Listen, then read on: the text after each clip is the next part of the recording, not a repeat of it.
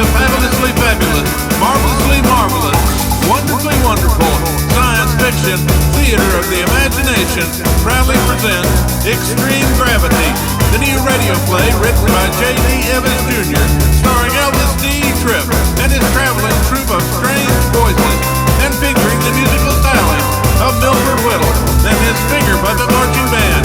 But soon, on these silly announcements by Warpole the Potato, we continue with Chapter 4. The company man arrives on the Asteroid.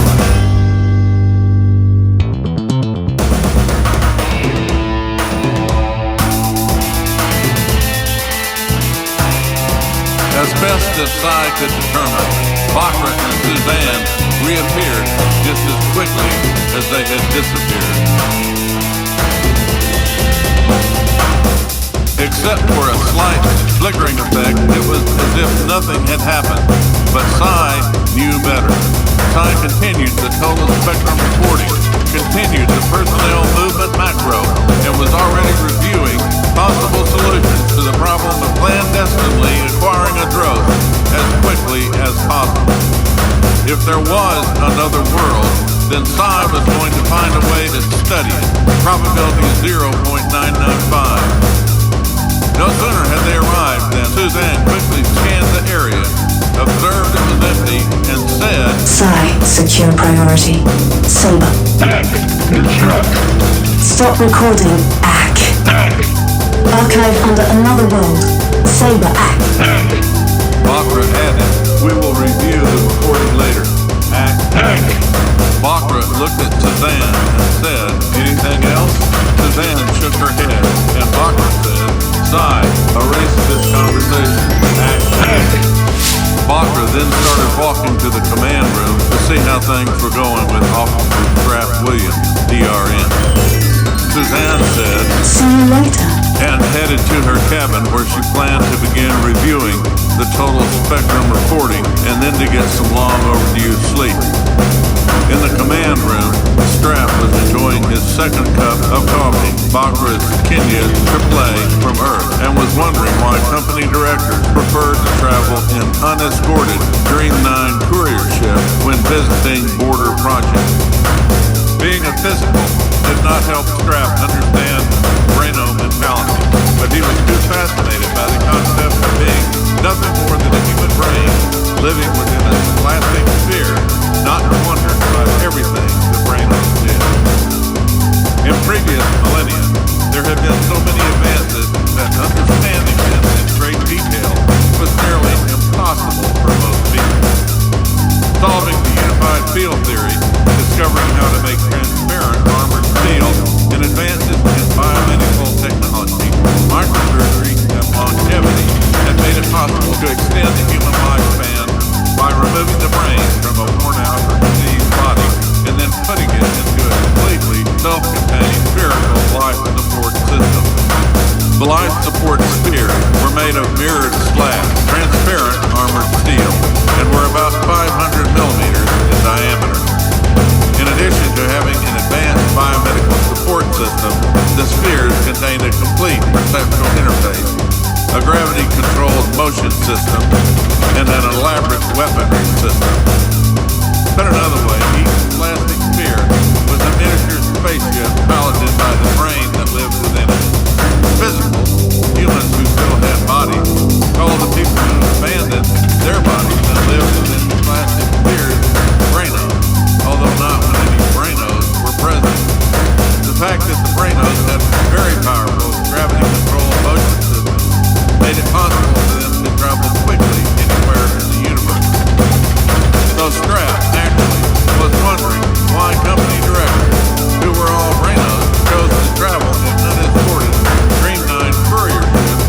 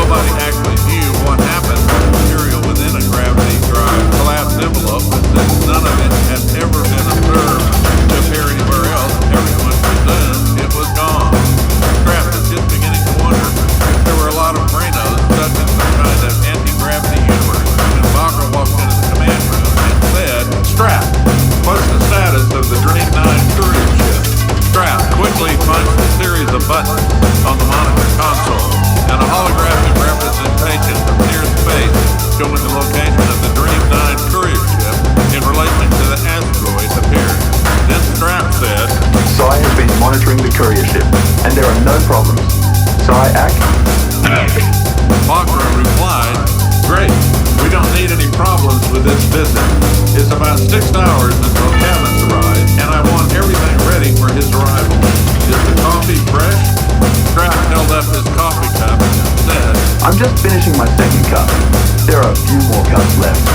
Bakra went to the command room small alley and remarked, this antique coffee machine I got the last time I was on Earth sure does a nice job. You would think that after several centuries, someone would put a decent coffee machine in the galleys, but it hasn't happened yet. As Bakra was filling his cup with coffee, a raspy, metallic-sounding voice broke the silence in the command room. Attention Greenland Project Ship. Director Kevin's DRM wishes to speak to the commander. Act.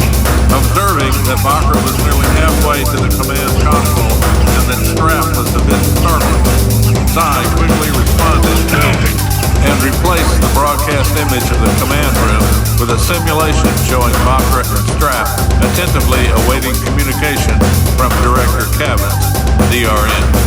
As Cavins appeared on the monitor, Bakra and Strap rushed to the position Sai illuminated for them and prepared for the transition from simulation to reality.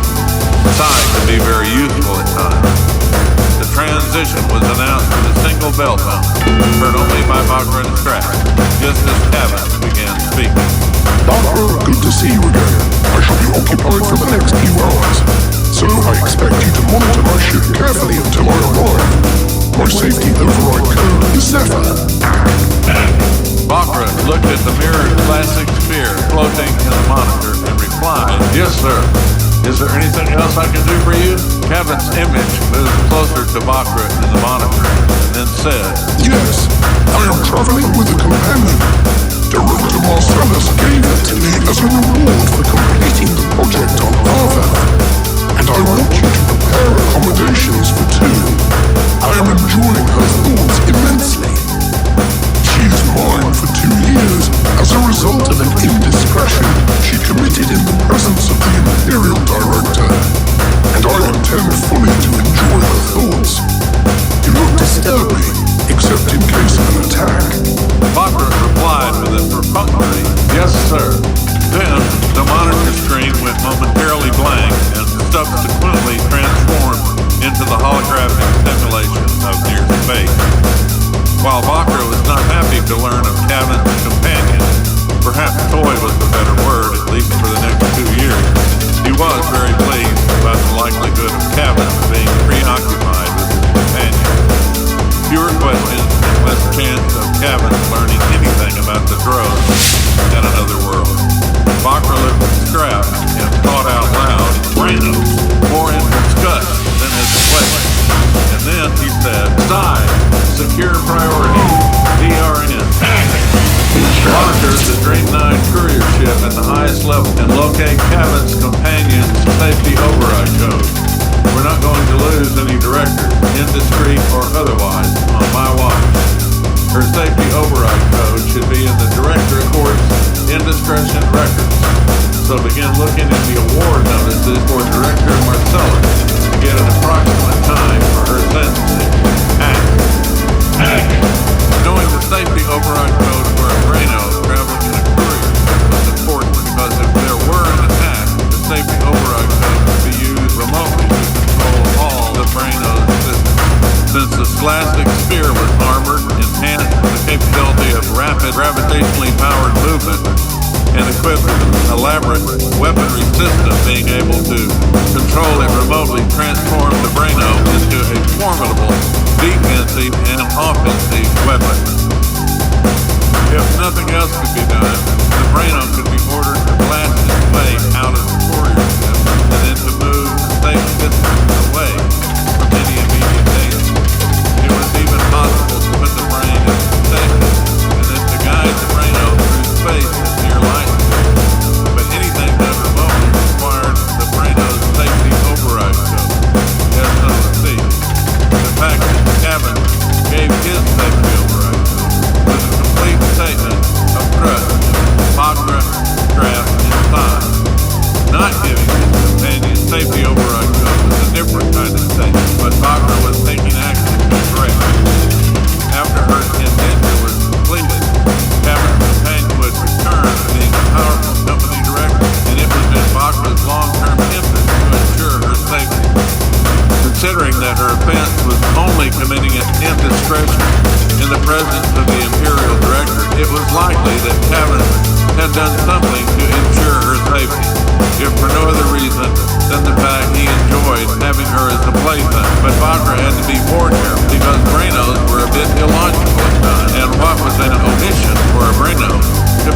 reported a crime been overlooked by a physicist. Bakra was taking no chance. In a few moments, Sai notified Bakra that it had located Cabin's companion's safety override code. Bakra, secure priority, we are in. Mac, what's up? Cabin's companion is Director Charlotte Turbin, and her safety override code is Volition. Her first indiscretion was to report to Director Marcellus as a Rhino in the presence of the Imperial Director, and then she made an ungracious remark about the Imperial Director's Arvelian consort, Lola Awagi. Giving her to an underling was considered to be sufficient punishment by the other directors. Act. I don't want any problems. Mac? Act. Bakra stayed in the command room a few more minutes and finished his cup of coffee.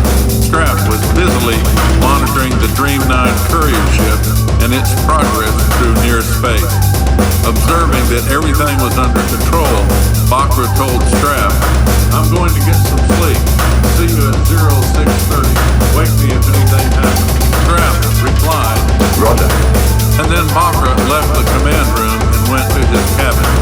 After spending a few more minutes monitoring the courier ship's progress in near space, Strap decided he had looked busy for long enough and invited Sai to play a game of space chess. Meanwhile, in near space, Director Cabin was beginning to play another kind of game.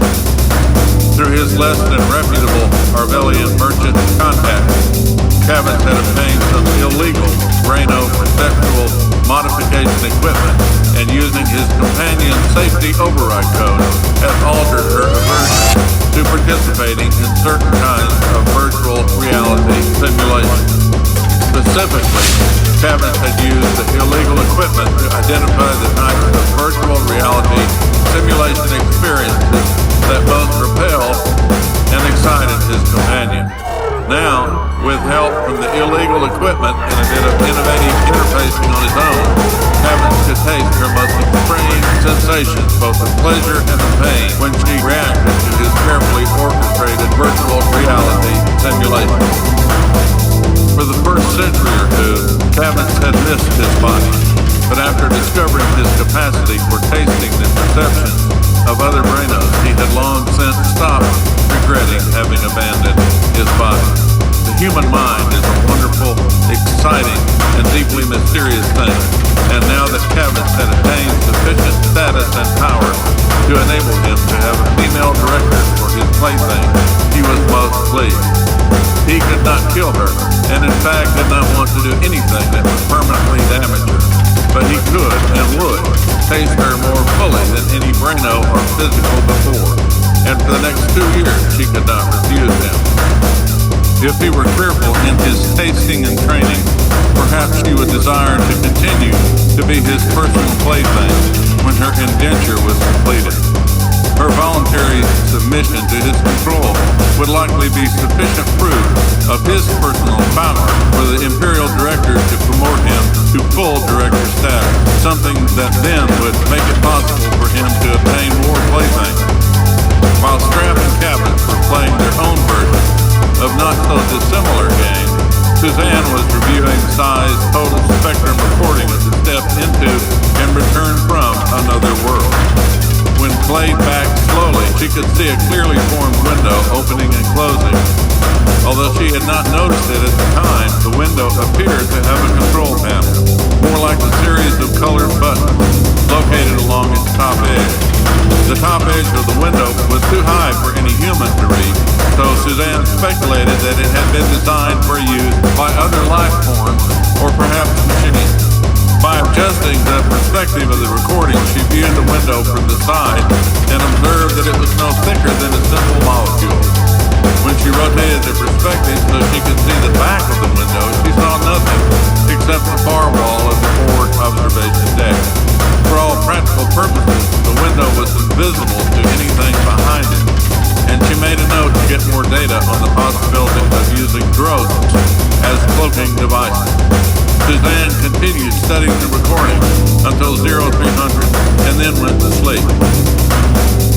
In another part of the ship, Bakra suddenly awoke from a dream in which he was a butterfly command room alarm. As captain, Bakra heard the command room alarm no matter where he was in the ship. Not wasting any time, Bakra jumped out of bed and into the blue light that identified the opening of the tube leading from his cabin to the command room, and almost as quickly found himself standing directly in back of the now very busy Officer Strap Williams, DRN. Bakra looked at the holographic near-space simulation on the monitor and said, "Status." Strap, who was busily punching buttons that activated and controlled several other slave monitors, replied, 2 ships, unknown origin, closing in on cabin's courier ship. ETA to attack proximity is 45 seconds, counting. Cabins is not responding to imminent danger broadcasts. Ending frequency. Without giving the matter much thought, Bakra quickly shouted, "Side, secure priority, DRN. Cabins, SOC, Zephyr, Trivet, SOC, Belika, full stasis, armed weapon, transport them immediately to the forward dock, on my act. Act. Within seconds, a new trajectory, moving rapidly from the courier ship to the asteroid, appeared in the holographic near-space simulation. Strap punched a few more buttons and a stasis display showing everything normal for Cabins and his companion appeared. The 2 ships of unknown origin continued moving toward the courier ship. In a few more seconds, the arrival tone sounded, and Strap punched up the forward dock monitor, which now showed 2 scholastic spheres. Strap said, Sorry, move to the biomed and get me a status on them. Act. Bakra continued looking at the 2 unidentified ships approaching the courier ship, and then directed Strap's attention to the display by pointing at it. Look at that! I don't think they noticed we transported the Branos. Let's see what happens next. Strap punched a few more buttons, and the display zoomed into the vicinity surrounding the courier ship. When the 2 unidentified ships reached attack proximity, they each fired 3 light missiles.